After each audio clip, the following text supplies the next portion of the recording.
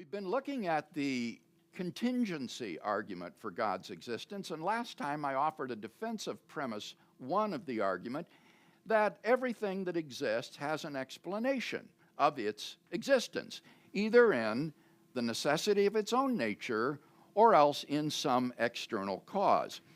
And in defense of this premise, I shared Richard Taylor's illustration of going on a walk through the woods and finding a ball lying on the forest floor. You would naturally wonder how it came to be there. And if anyone said it just exists without any explanation of its existence, you would think he was joking. Well, it's not just the ball that this would apply to. Any sort of object you might think of would fit the bill. A tree in your front yard, a car in your driveway, a person who works at your office. In every case, we would say there's an explanation of why that thing exists rather than not. And merely increasing the size of the object does nothing to provide or remove the need for an explanation of its existence. And that leads naturally to the question then, what is the explanation of the existence of the universe? Now, atheists will typically say, in response to premise one, that this premise, this principle of sufficient reason, as it's called, is true of everything in the universe, but they want to exempt the universe itself from the principle. The universe itself is the exception to the rule, and it doesn't need to have an explanation of its existence. Everything in the universe has an explanation of its existence, but the universe itself exists without explanation. And I think this atheist response to the principle commits what has been aptly called the taxicab fallacy. The 19th century German philosopher Arthur Schopenhauer, that's a mouthful, pointed out that the principle of sufficient reason is not something that can be dismissed like a hack when you arrive at your desired destination. So that when you get to the universe, you can't just say, well, the universe is the exception to the rule.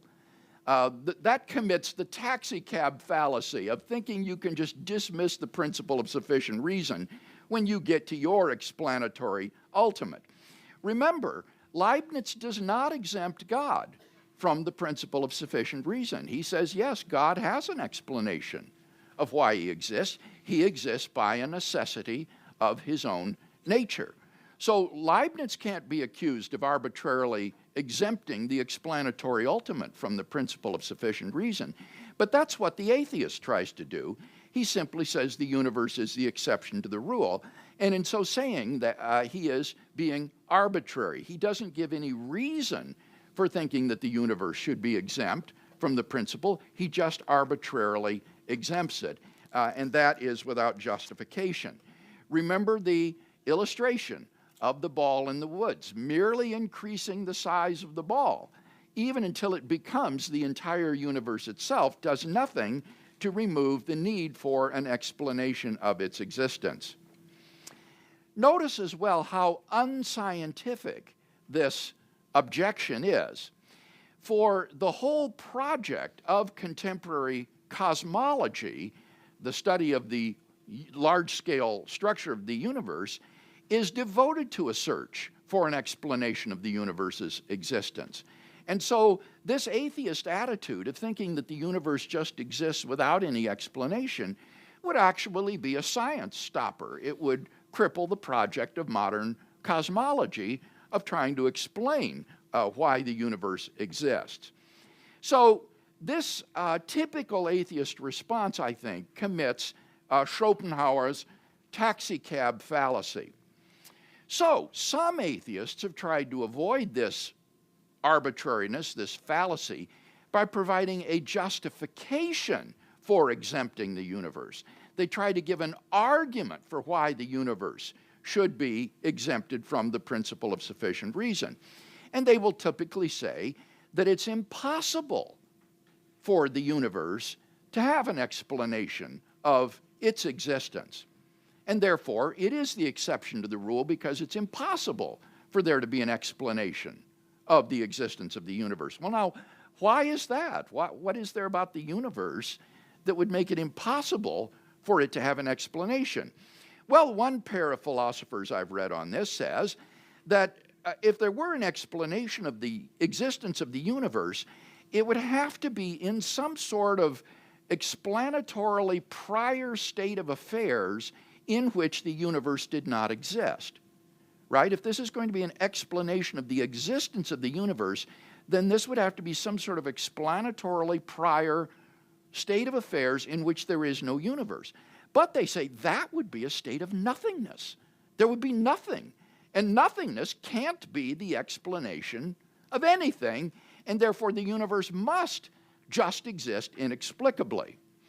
Now, if you think about this for a minute, I think you can see that this reasoning is obviously fallacious, because in saying that the explanatorily prior state of affairs in which the universe doesn't exist is nothingness, these people are assuming that the universe is all there is, so that if there were no universe, there would be nothing. But in other words, but that just is to assume that atheism is true, right? So the whole objection is reasoning in a circle. It's presupposing that there is no God. It's presupposing the truth of atheism, and so it's reasoning in a circle. We can agree that if atheism is true, then the universe has no explanation. We could agree to that. If the atheism is true, then the universe has no explanation of its existence. But the whole question is atheism true? You can't just assume that it's true in order to object to Leibniz's argument. So Leibniz would agree that the explanatorily prior state of affairs that explains the existence of the universe is going to be a state of affairs in which the universe does not exist.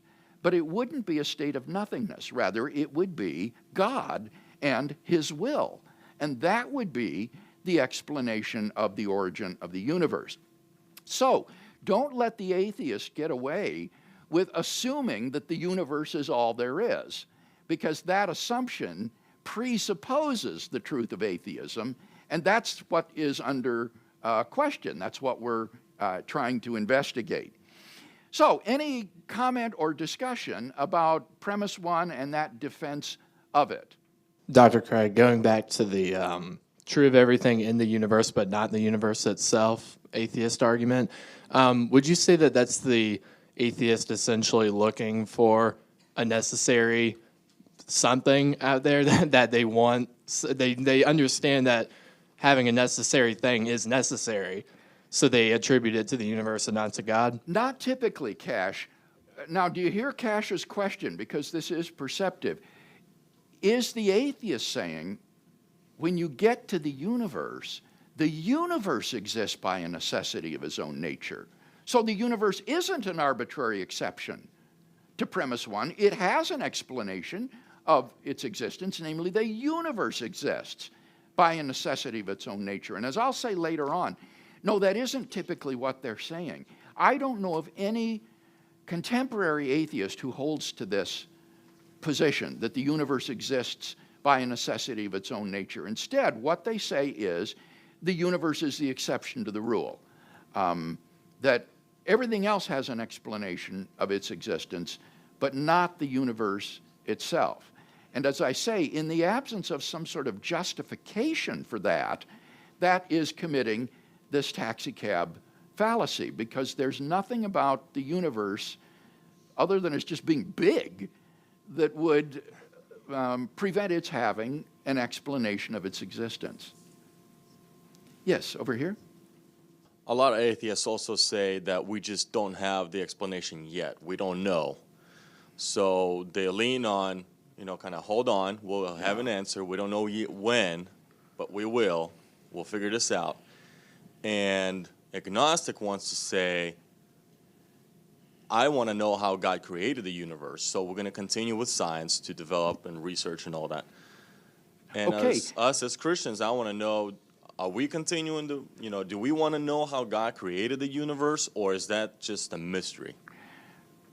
I think that the person who says what you've just said hasn't understood the argument. This is not an argument to which science is even relevant. You're confusing, or your friend is confusing this argument with the Kalam cosmological argument, which does ask, how did the universe originate? What was the temporal origin of the universe?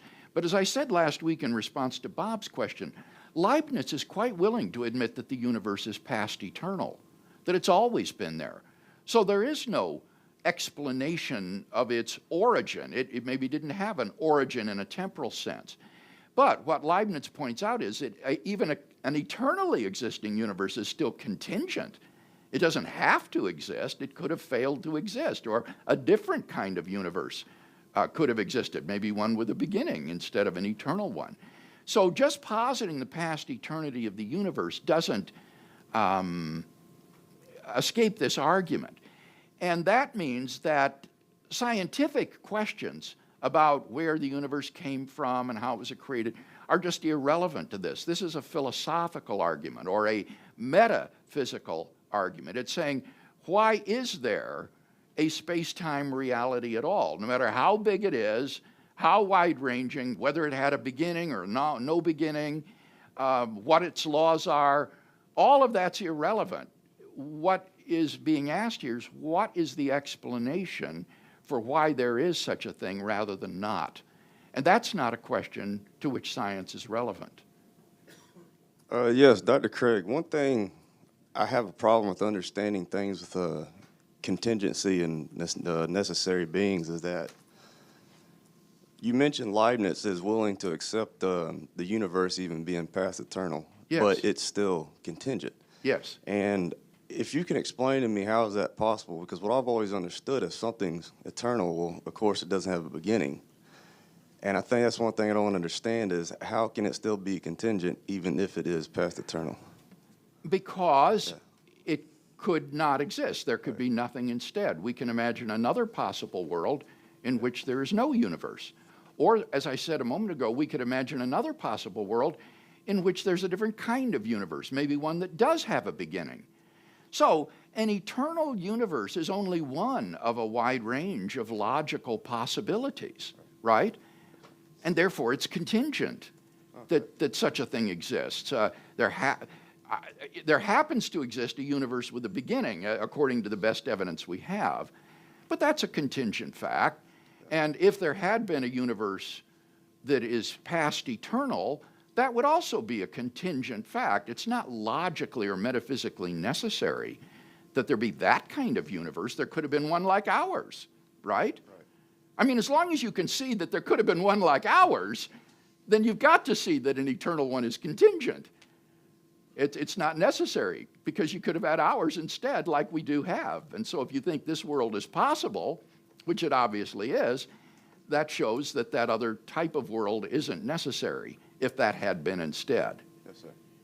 Well, this is probably going back into science and out of the contingency versus necessity argument, but if you had an eternal universe, it would be heat dead. That is getting into the next argument. We'll talk about the thermodynamic properties of the universe when we get to the so-called Kalam cosmological argument. But that is a different kind of argument than this one, and that's very important to distinguish the two, because objections against one version just won't apply to the other version, particularly ones like we just heard about, well, maybe science will explain how the universe originated back when. That's just irrelevant to Leibniz's argument. So I was wondering if you could comment a bit. Do you think that, does Peter Van Inwagen's objection to the principle of sufficient reason apply to this particular version of it, or? You know, I've read Van Inwagen on this, and I think that those who have defended the principle of sufficient reason in a modest form like this, and I'm thinking here of people like Alexander Preuss of Baylor University, have adequately addressed that. Van Inwagen's objection, is to Leibniz's own very radical, strong version that every fact, every truth has an explanation. And Van Inwagen says that would make everything necessary if you have that. But this version of the principle, premise one, doesn't say every truth has an explanation or every fact has an explanation, just that every thing that exists has an explanation why it exists rather than not. And that would be found in a necessary being and his will. And given the freedom of his will, this necessary being can choose to create a contingent reality or not create a contingent reality. And so I don't think this modest version of the principle falls prey to the objections to Leibniz's own very strong version of the principle. And that was one of the reasons that I came to accept this version of the argument. I had been skeptical of Leibniz's argument for many years until I read this reformulation by Stephen Davis, who is a Christian philosopher, using this very modest version of the principle. And I thought, wow, this really makes sense and it avoids those problems. Kevin. And this question is really just for my clarification and for clarification for people who are listening on the podcast. Some people would talk about a multiverse. Yeah. And this argument, even if someone believed in a multiverse, that wouldn't answer the explanation for our universe. The multiverse itself would have to have an explanation of its existence. That's the idea, Kevin, yes, because when Leibniz is talking about universe here, he means all of physical space-time reality, including any embedding multiverse that you might want to have our universe be a part of. We'll then want to know, well, why does the multiverse exist rather than nothing? Rather than, say, a single universe. Why is there a multiverse? And ultimately, I think he's right. You've got to get back to a necessary being which exists by a necessity of its own nature. Now, let me say this about the first premise. This first premise can be reformulated in a more simple way, if you want to. We could reformulate to simply say, every contingent thing has an explanation of its existence. And that would be a simpler version that would also be acceptable. Every contingent thing has an explanation of its existence. Obviously, if everything has an explanation of its existence, as this premise states, then every contingent thing has an explanation of its existence, right? So they're compatible, but this would just be more modest, that every contingent thing has an explanation of its existence, and then you'd modify premise 3 to say the universe is a contingent thing, and then it will follow that the universe has an explanation of its existence. So sometimes in my debates, like the one coming up in Germany, in order to make this more accessible to a lay audience who's hearing it orally, I'll use that simpler version of the premise. Every contingent thing has an explanation of its existence, and then use the story of the ball in the woods to make the point. So I hope that will be helpful to you in memorizing the premises and being able to share them with someone else. That's a simpler version. All right, let's now go on to premise 2, which is that if the universe has an explanation of its existence, that explanation is God. Now, at first, this sounds rather jarring. I remember when I first saw Steve Davis's version of the argument, I thought, wait a minute, where does that come from? It seems like a sort of deus ex machina, God out of the machine. If the universe has an explanation of its existence, that explanation is God. But what Davis pointed out is that the premise 2 is actually logically equivalent to the atheist's typical response to Leibniz's argument. Now, what do I mean by that? Two statements are logically equivalent if it's impossible for one to be true and the other one to be false. Two statements are logically equivalent if they stand or fall together. They can both be true, they can both be false, but if they're logically equivalent, one can't be true and the other false. Now, is there any question about what is meant by logical equivalence before we move on? Would anybody like an illustration of logical equivalence? Okay. Here's a real simple illustration. Take the proposition P. P is logically equivalent to double negation, not P. So those are logically equivalent. If you let the hash mark here represent not, P is logically equivalent to not P. So if you say, it's not impossible that Bryant is preaching this morning, that means it is possible that he's preaching this morning. And very often we'll talk in these sort of double negatives. I remember one scientist saying to me once, that's definitely not a non-trivial result. Yeah. Which is just to say that this is a significant result. Or it's, we sometimes talk in these double negatives. That's not unusual, we say. We just say, well, yeah, that you can just negate that. That's usual. So that would be an example of logically equivalent statements. So logically equivalent statements are statements which are either both true or they're both false, but one can't be true and the other one false. Any question further about that? Yes. We'll get the mic to you here. Could you illustrate two logically equivalent statements where implication is involved? Yeah, actually, we can.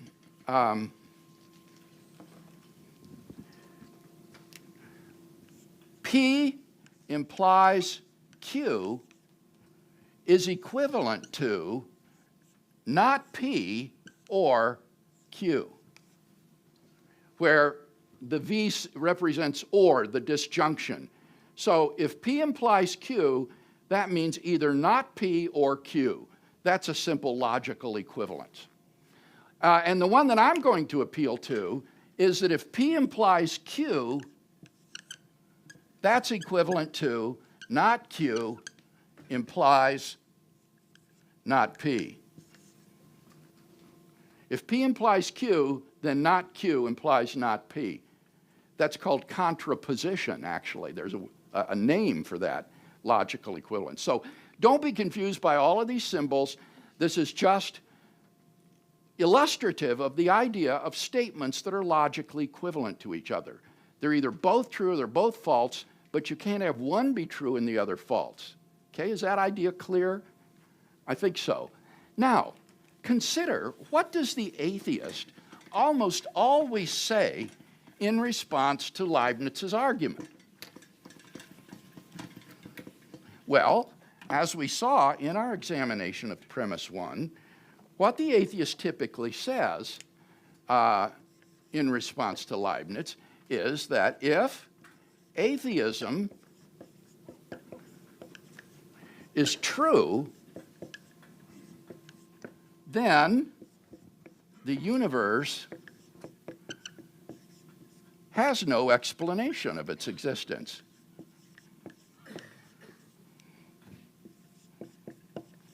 Remember, he says the universe is the exception to the principle of sufficient reason. The universe just exists inexplicably.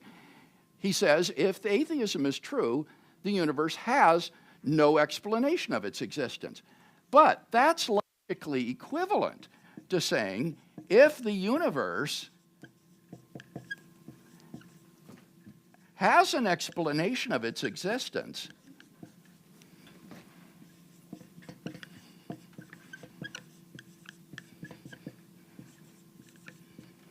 then atheism is not true.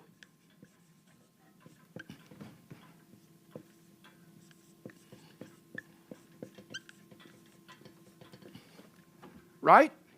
If atheism is true, the universe has no explanation. If the universe has an explanation, then atheism is not true. Those two statements are logically equivalent, right? But B, if the universe has an explanation, atheism is not true, is virtually synonymous with premise 2. If the universe has an explanation of its existence, that explanation is God. So the premise 2, which might at first blush seem very daring and bold, is really virtually synonymous with what the atheist himself believes. So that premise 2 is not one that the atheist disputes. If the universe does have an explanation of its existence, then that explanation is God. Any question or comment about that defense of premise 2? All right, so in affirming A, the atheist is also implicitly affirming B, and B is virtually synonymous to premise 2, so the atheist himself is affirming premise 2. Now, here's a second argument for premise 2. I think premise 2 is plausible in and of its own right, regardless of what the atheist thinks. I think premise 2 is very plausible. Just think of what the universe is. The universe is all of space-time reality, all matter and energy. So it follows that if the universe has an explanation of its existence, that must be found in a cause which exists beyond space and time, beyond matter and energy, and is therefore a non-physical, immaterial, spaceless, timeless being.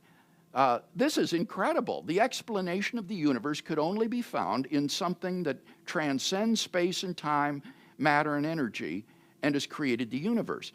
Now, what possible candidates could there be for such a being?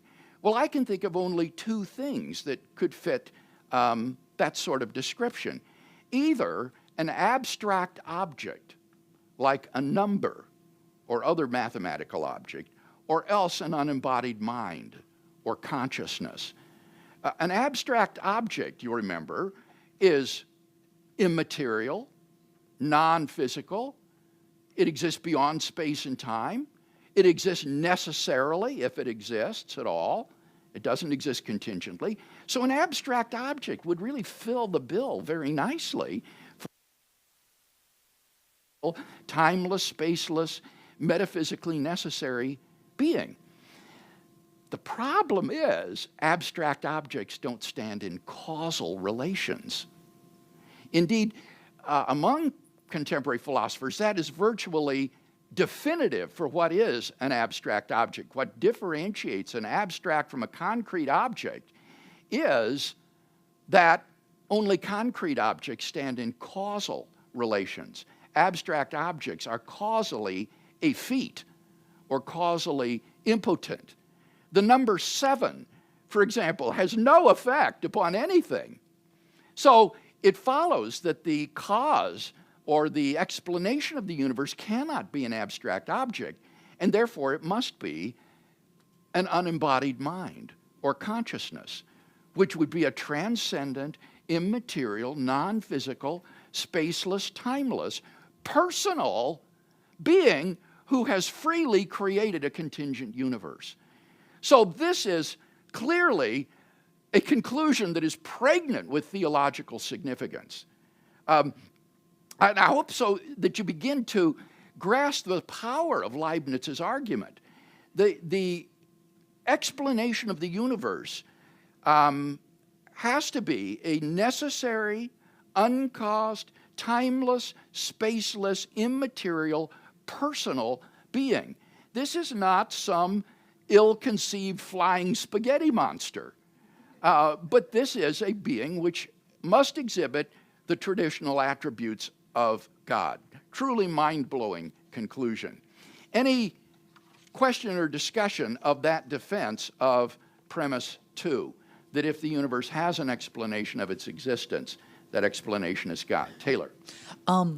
So what if the atheist were to say something about the philosophy of mind being that they believe that the mind is only material, and if you don't have the neurons firing, that you don't have a mind, and therefore it's inherently physical? It's important to see that this argument that Leibniz is giving here is an argument for an immaterial mind.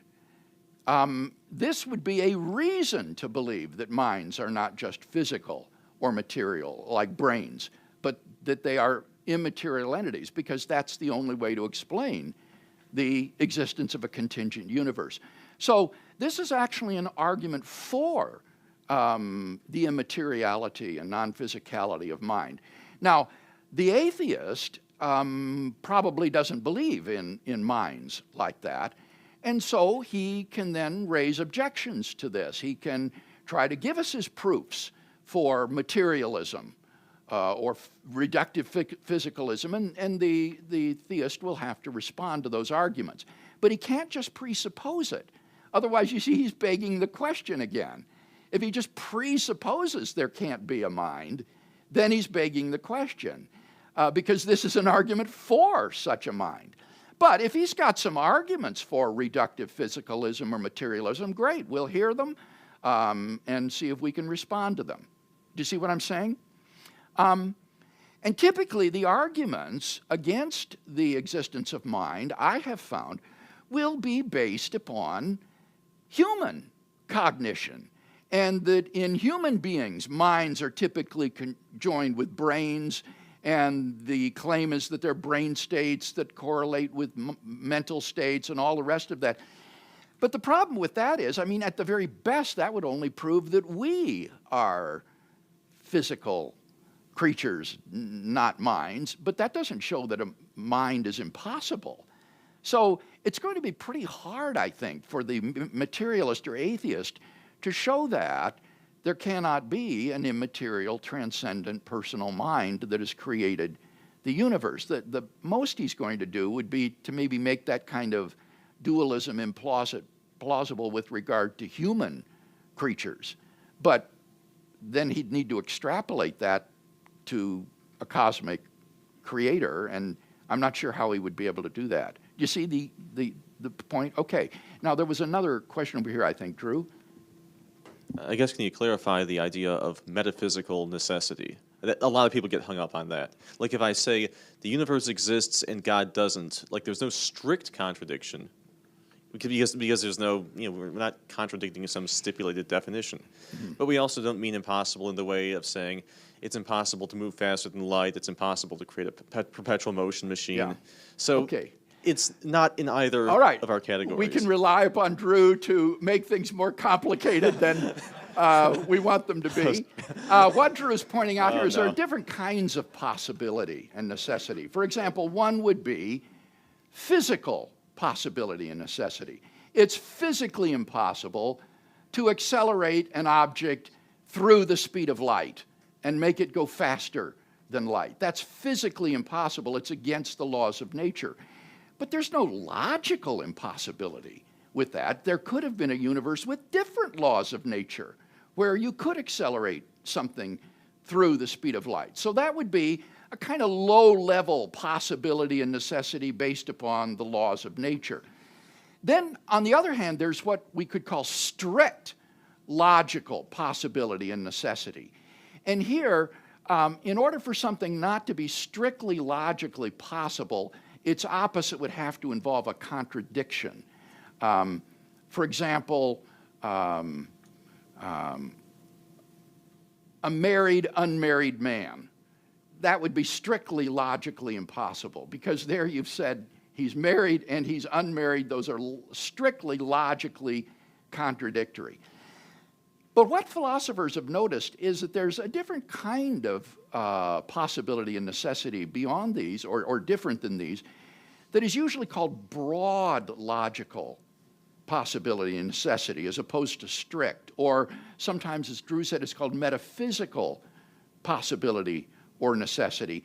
And the idea is here, something that could be actual would be metaphysically possible. It's not enough just to be free from contradiction. That would show it's strictly logically possible, but that wouldn't show that it could really exist, that it could be metaphysically possible. And one of my favorite examples is the illustration that Alvin Plantinga gives. Could the prime minister have been a prime number? Well, obviously not. Now, there's no logical contradiction in that statement, right? That the prime minister is a prime number. There's no strict logical contradiction. But nevertheless, it's obviously metaphysically impossible for the prime minister to be a prime number. And if you wonder why, well, just think of the fact that prime ministers are causal agents, and a prime number as an abstract object isn't a causal agent. We've already said abstract objects don't stand in causal relations. So it's metaphysically impossible that the prime minister could be a prime number, even though there's no strict logical contradiction. So what we're talking about here is a being which is metaphysically necessary in his existence. God is a metaphysically necessary being. So it doesn't refute this for the atheist to point out that the statement, God does not exist, doesn't involve a logical contradiction. God does not exist doesn't involve a strict logical contradiction any more than the prime minister is a prime number, right? But that doesn't mean that, therefore, God is not a metaphysically necessary being. God is metaphysically necessary in his existence, even though there's no strict logical contradiction in saying God does not exist. So that's what Drew is getting at here. He wants me to make it clear that what we're talking about, what Leibniz is talking about, is metaphysical necessity. God exists with metaphysical necessity. The way I cash that out is he exists by a necessity of his own nature.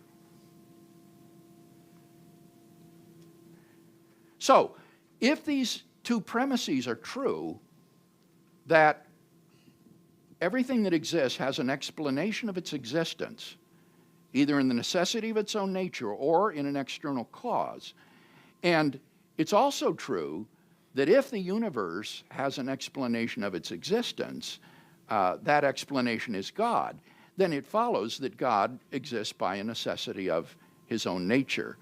He is a metaphysically necessary being. All right, next week we will consider one final objection to Leibniz's argument, which will pick up on what Cash said. Suppose the atheist says, all right, I withdraw my objection to premise one, and I'm going to say instead the universe is a metaphysically necessary being.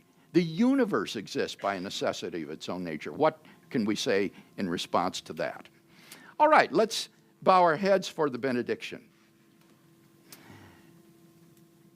The grace of the Lord Jesus Christ and the love of God and the fellowship of the